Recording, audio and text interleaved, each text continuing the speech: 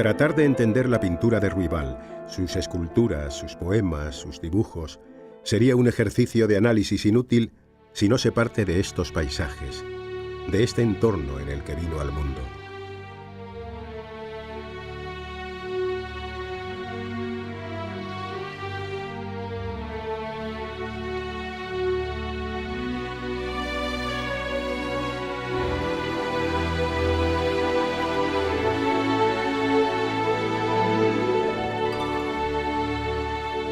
En la retina, como un leitmotiv, estuvo, está y estará siempre el mundo circundante de Acarcabada, de los molinos de Barossa, de Monjo, de Cangrallo.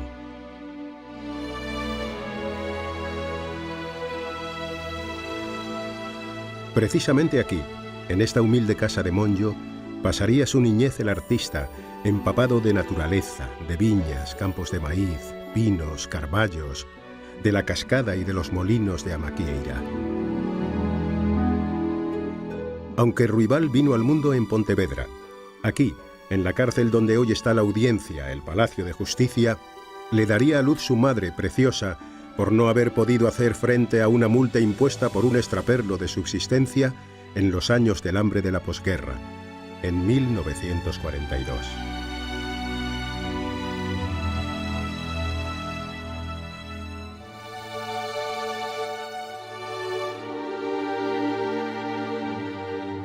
A los 6 años, el artista acude en Porrans a la escuela de don Dionisio, en ese cruce donde se concentraba el poder de entonces en Barro, la farmacia, la ferretería, la fragua, el médico, el bar, la carpintería. Aquí aprendería a leer, a escribir y sobre todo a dibujar, que era lo suyo. También aquí comenzará a trabajar bien picando piedra, bien en el aserradero de Abarroca, bien en la cantera de barro. Los fines de semana, cuando se podía, se asistía al cine Carballal.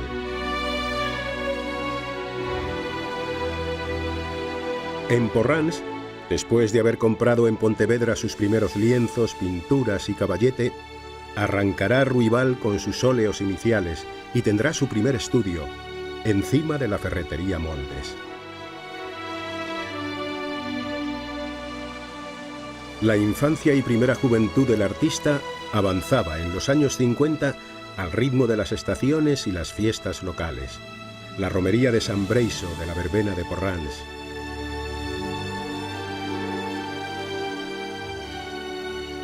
Todo este entorno vital, humano, paisajístico, quedará atrás cuando a los 17 años decide subirse a un tren en Pontevedra y marcharse a Madrid con 300 pesetas en el bolsillo y algunos dibujos. Casi 50 años después, Ruibal acude a menudo a contemplar lo que fueron sus raíces para alimentar su mundo artístico, su concepción del arte. Desde esa dura niñez salpicada de privaciones y con esas ilusiones juveniles que brotaron en el entorno que contemplamos.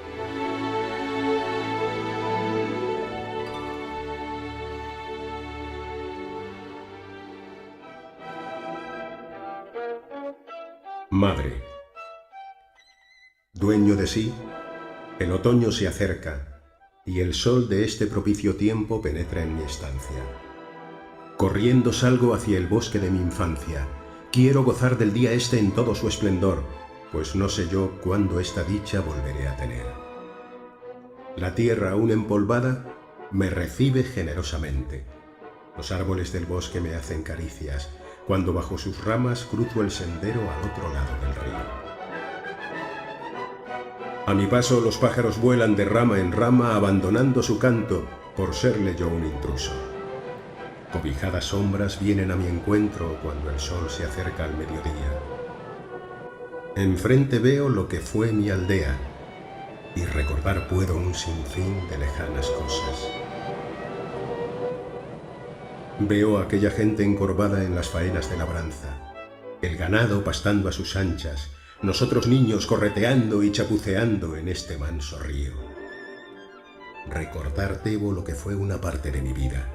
Es el aroma y la fragancia que evitar no quiero, aunque bien sé que aquellas manos blancas acariciarme ya no pueden. Es una caravana de recuerdos interminable. Sigo por este sendero tan para mí familiar y todo me persigue amorosamente. Y no sabes tú que en estos recuerdos te estoy nombrando, madre. Es este el propicio tiempo, cuando ibas al río a lavar la ropa de nuestra casa.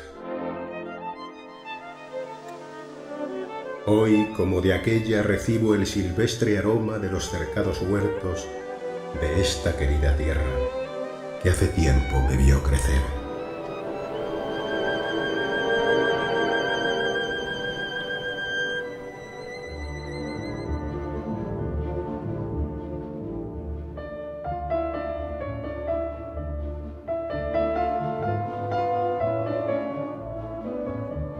La obra de Manolo Ruibal se circunscribe a una idea de proyecto.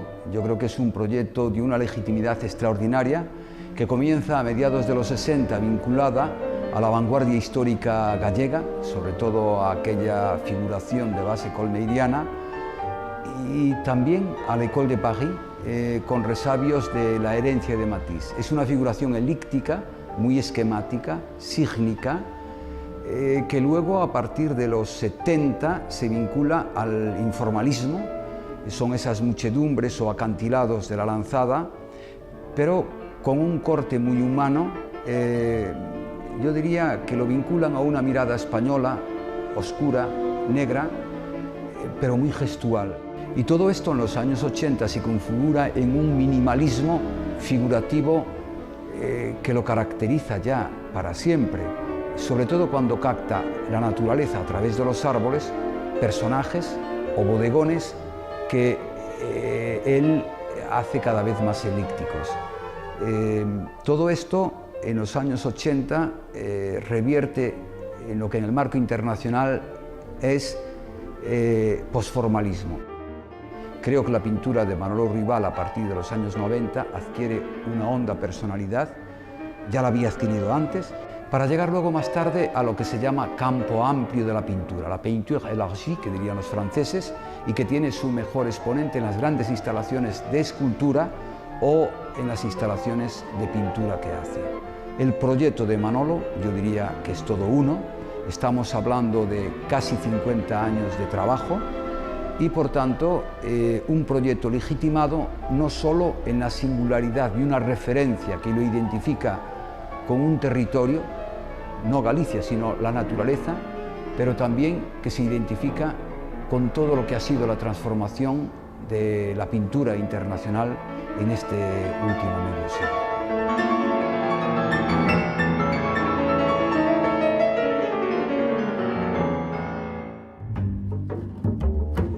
Manolo Ruibal es uno de los grandes artistas de su generación, no solo en clave gallega, sino también en clave española.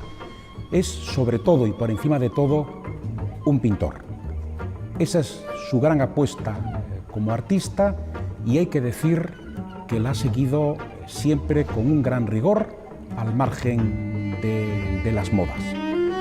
Manolo comienza trabajando en clave figurativa, una figuración nutrida de aportaciones del pasado, pero hay que valorar en clave de modernidad. Él contribuye de manera decisiva a la renovación de la figuración en Galicia y en España en los años 60 y 70.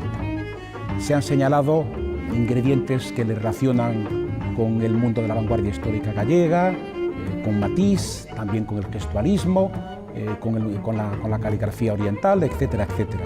Pero él ha sabido hacer, a partir de todos estos ingredientes, un estilo muy personal, un estilo que vemos como, partiendo de esa figuración, va depurándose paulatinamente hasta llegar a la esencialización formal. Una esencialización, una depuración que permite a su vez reconocer cuán importante es en su producción el dibujo. Manolo es un excelente dibujante y también, en segundo lugar, un gran colorista. Un colorista que ha hecho también del color otra de las claves de su pintura, y de muy pocos artistas puede decirse lo que de él, y es que determinados colores, simplemente con verlos, uno no los identifica inmediatamente con su producción pictórica. Sobre el Ruibal escultor, no cambia en lo sustancial su lenguaje. persiste su léxico pictórico, persiste su pulso pictoricista. Suceden algunos cambios, eso es natural, en cuanto a la relación forma-fondo, puesto que el soporte es diferente, ni más ni menos que granito. Pero en la sintaxis introduce algún elemento nuevo, que no se refiere directamente a la historia, a los dólmenes y a los megalitos, sino a una transformación de origen propio, de origen netamente ruibaliano, según la cual sus piedras, por mucho que pesen lo que pesen, acaban volando como pájaros. ¿Cómo hace entonces Manolo Ruibal para que sus piedras, sus enormes granitos grises de 1, 3, 8 toneladas, lleguen a pesar lo que pesa una hoja seca sobre la hierba? Pues eso es un secreto en el que Manolo Ruibal materializa los versos de Walt Whitman, cuando dice: copiosos como sois, yo materializo a vosotros, animales, astros, montañas. Copiosos como sois, me convierto en vuestro dueño.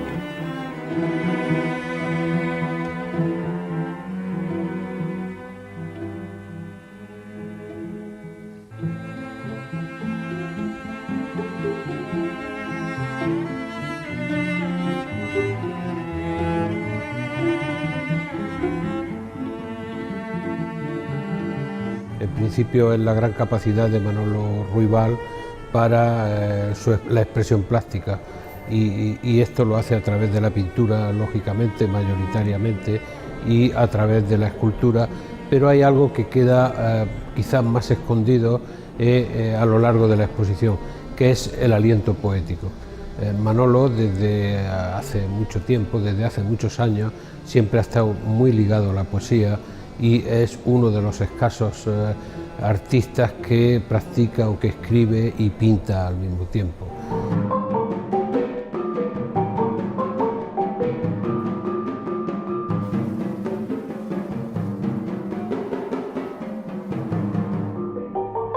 Manolo empezó escribiendo en los años 70 y en los años 80 ya publicó algún poema y más adelante, en 2003, publicó un libro de aforismos bajo el seudónimo de Eulogio de Segismundo. Eso quiere decir que su relación con la escritura no es tangencial y que el aliento poético que observamos en la pintura luego se materializa también en la escritura, con lo cual amplía su espectro de expresión plástica y de expresión de su identidad y de su existencia. Toda obra de arte que posea grandeza traspasará el paso del tiempo. Vivir del arte es tan arriesgado como ver un diamante brillar en el fondo de un precipicio y tener la osadía de bajar a recogerlo. Yo desde muy joven realicé esa osadía, pero en verdad fue toda una odisea. Todo resulta repetitivo menos el fruto de la imaginación. Siempre es posible con un instrumento viejo tocar algo nuevo.